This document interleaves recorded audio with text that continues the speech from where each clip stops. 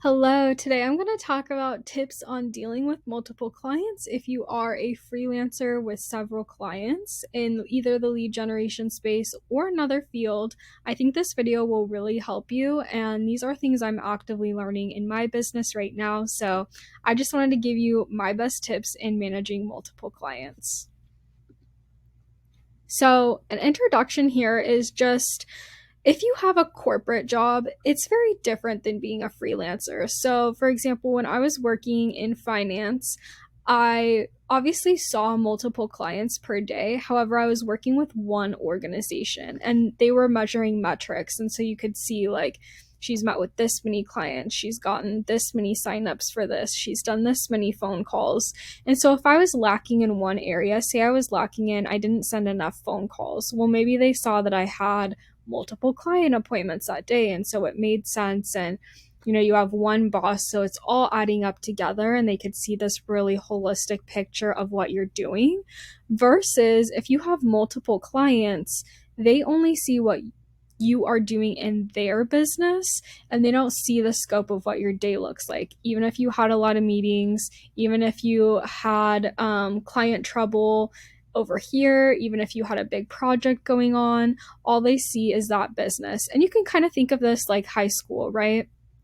You have maybe 6 classes a day, and it doesn't matter if you aced your calculus test over here, but maybe you didn't do your psychology homework. Like, your psychology grade isn't going to be based on what you did in calculus. And so it is a challenge because you are managing many different projects and all the clients see is what you're doing in their business, and maintaining client satisfaction is very important. So I'm going to discuss kind of how I plan my day and how I ensure that this happens with multiple clients.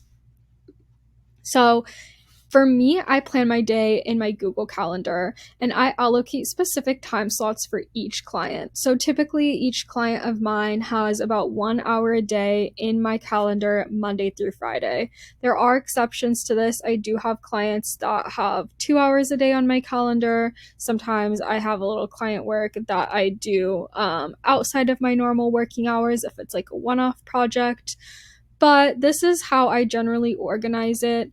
Usually I'll set up my Google Calendar on either Friday night or Sunday night for the following week. And in that, I'll plan out my client schedule. Now, sometimes I do switch this around. So, for example, tomorrow I'm actually sending out reminders for one of my clients' events. And so I don't think I have her at the top of my morning, but because I'm going to do that, I'm probably going to switch her out with the person that I have first in the morning to make sure that those invites go out. So sometimes I swap, and sometimes I make it flexible too, where it's like, okay, I got a little bit later of a start to the day, so I'm just going to move everything back by 1 hour. Or I had this unexpected meeting, so I'll move this, either back an hour or whatnot.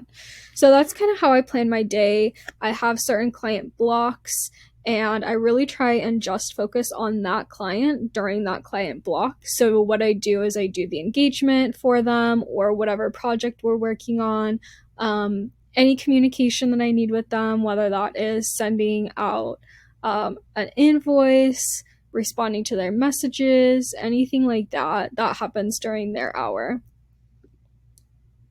Now, regular communication is key to making this all work. So I always check in with clients who may need extra support.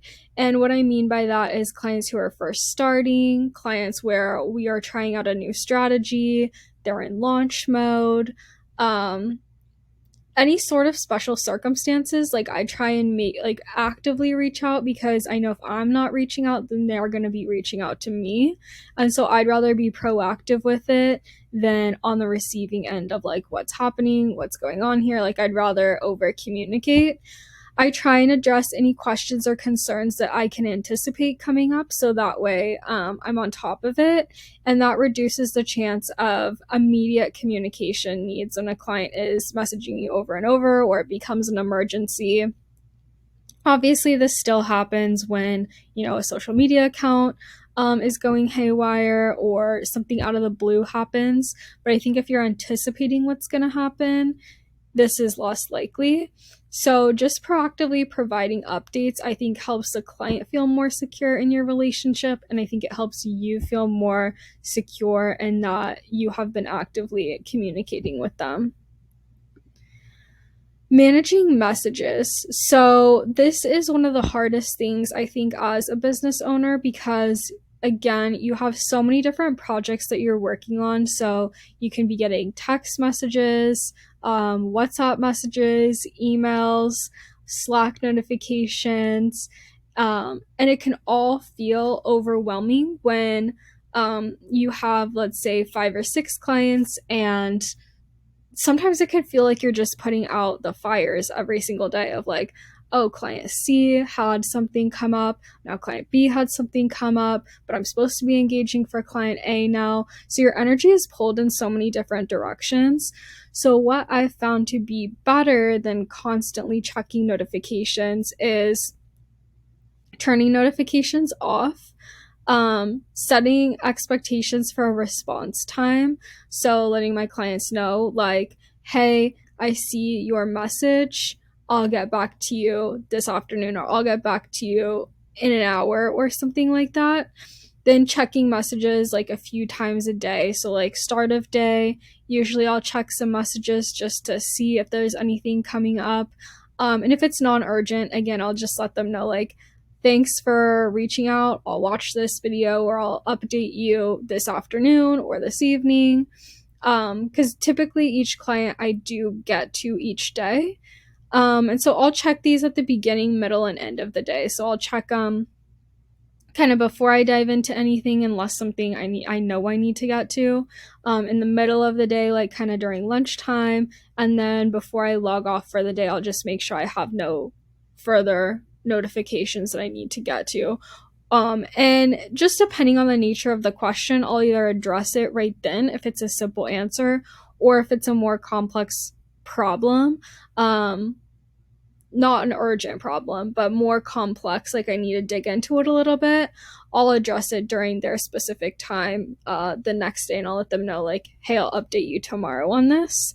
And so prioritize some urgent or time sensitive messages. Obviously, if someone has something really big going on, I do kind of drop what I'm doing and attend to that and just adjust my schedule around. A lot of times I think it can feel urgent, but unless it's going to really impact what's happening, it's not as urgent as you think. Okay. Minimize distractions. So, to maintain productivity and efficiency, I turn off all non urgent notifications. I'm trying to think if I have any notifications on. I think just my calendar letting me know what meetings I need to go to. Everything else is silenced. So, I have my text messages silenced, my Slack is silenced, my email is silenced, my phone calls are silenced.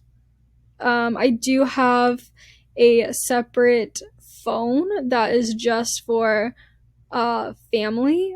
So that one I will like keep on in case like family needs to get a hold of me for anything urgent. And that also has my blood glucose on it, so that I'll keep on normally. And yeah, other than that, I pretty much silence everything else. And that just helps you focus on tasks without interruptions. So you're able to just be in what you're doing versus having your head split in so many different ways. And I noticed when time tracking and when optimizing my efficiency that the biggest thing was getting distracted by notifications or being pulled in a different direction when I really just wanted to focus on this one thing. Take it one task at a time. I'm still learning how to do this. I feel like even when I am focused on a task, sometimes I'm just thinking about like all the other tasks I have to do. But if you could just get in the flow and focus on that one task, slowly but surely you'll check off every task for the day. And this increases your productivity. I've seen like the data that truly we can't multitask. Like, we can do it, but if you're focused on one thing, it's much more productive than trying to focus on everything. And so, in conclusion, I just wanted to give you the reminder, it's important to find your own rhythm. This is just what works for me. And I think that you guys are all doing just really, really great work. I know that being a freelancer is hard and no one really sets you up for success in this role. But I see you and I know how difficult it can be managing multiple clients, even though it's really rewarding and we love what we do. It can be a lot on our shoulders sometimes, especially when it feels like there's never a time when all clients are satisfied, or there's never a time when we're not addressing like some sort of issue. But that is what being a business owner is all about. And at the end of the day, it does feel rewarding, and you are able to really service a lot of people, and they are all growing their businesses. So anyway, just wanted to give you this reminder. Please let me know if you relate to anything in this video, if you have any good tips, if there's any specific struggles that you have. Like it if you found value in this, and please subscribe if you want to learn more about lead generation and being a business owner. Thank you so much for watching, and I will see you in the next video.